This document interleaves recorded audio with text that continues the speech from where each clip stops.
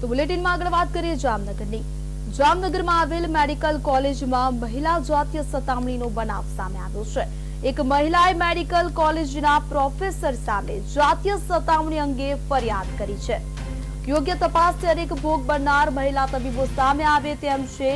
તો જીજી હોસ્પિટલમાં પ્રોફેસર સામે ચોંકાવનારી જાતીય સતામણીની ફરિયાદ થઈ છે. જોકે આ મામલે હજુ સુધી કોઈ ફરિયાદ મેડિકલ કોલેજના અધીનને મળી નથી. ફરિયાદ મળશે તો જરૂર તપાસ કરી બેઠક બોલાવી આગળની કાર્યવાહી કરવામાં આવશે.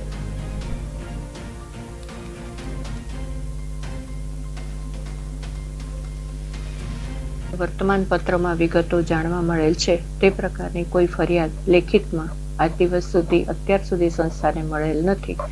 પરંતુ વર્તમાન પત્રને ધ્યાને લઈ અને આ વાસ્તવિકતાની સંવેદનશીલતાને ધ્યાને લઈ અને સંસ્થા ખાતે જે મહિલા જાતીય સતામણી સમિતિ કાર્યરત છે તેમને આ મુદ્દો સોંપી દેવામાં આવેલ છે.